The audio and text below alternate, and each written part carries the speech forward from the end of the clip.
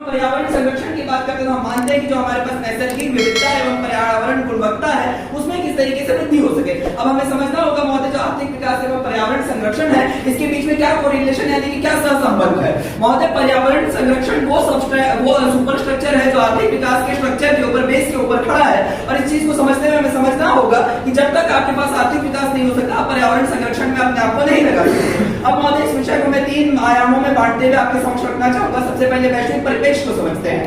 महोदय जो पूरा कथानक है कि जिसमें हम कहते हैं कि पर्यावरण संरक्षण को आर्थिक विकास के ऊपर वरीयता मिलनी चाहिए, इस कथानक के खंडन करने की आवश्यकता है। जो विकसित राष्ट्र थे महोदय उन्होंने एक कथानक बनाया था ताकि जो विकासशील राष्ट्र जो कि पहले के गुलाम राष्ट्र थे वो अपने विकास के ऊपर पर्यावरण संरक्षण को वृद्धि दे सके ताकि उनका विकास कहीं ना कहीं पीछे रह जाए और नव उदारवादी ताकि इस दौर में नव उपनिवेशवाद हमेशा की तरह कायम रहे। और जो भारत के वर्तमान विदेश मंत्री है जयशंकर, डॉक्टर एस जयशंकर, उन्होंने अपनी किताब इंडिया बेबी इस चीज का उल्लेख किया है कि किस तरीके से ऐसे लिबरल कथानक बनाए जाते हैं ताकि विकासशील राष्ट्रों को पीछे रखा जा सके। उसके बाद महोदय हम दूसरे आयाम पर आते हैं जो कि सामाजिक आयाम है। पर्यावरण संरक्षण जैसी चीजों के लिए आपके लिए आवश्यकता है कि वहां के लोगों की जीवन शैली की वृद्धि हो सके और जीवन शैली की वृद्धि के लिए महोदय आपको मानना पड़ेगा कि वहां पे आर्थिक विकास होना आवश्यक है।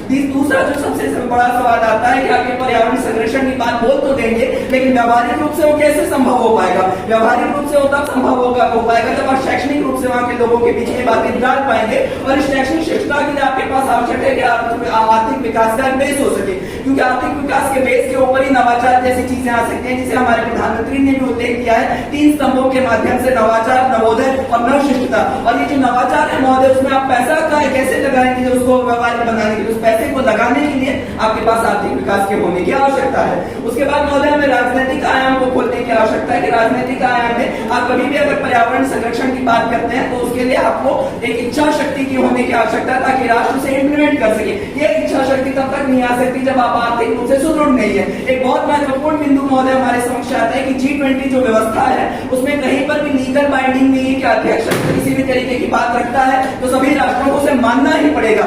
ऐसी स्थिति में महोदय अगर आप पर्यावरण संरक्षण की बात कर भी देंगे तो कहीं पर भी ये लिखा हुआ नहीं कि सभी राष्ट्र बाध्य हैं आपकी बात मानने के लिए, लेकिन आपकी छवि को नुकसान होगा क्योंकि जो बाकी विकासशील राष्ट्र हैं वो मानेंगे कि भारत आज असंवेदनशील है उनके आर्थिक महत्वाकांक्षाओं को लेकर। लेकिन इसके ठीक विपरीत जब आप उनके आर्थिक विकास की बातों को तरजीह देंगे और अपने सॉफ्ट पावर का इस्तेमाल करके उनको पर्यावरण संरक्षण की ओर लेकर जाने के लिए कहेंगे तो आपके दोनों हित साथ दिए जाएंगे आर्थिक विकास के माध्यम से। और इसी के साथ मैं अपनी वाणी को विराम देता हूँ।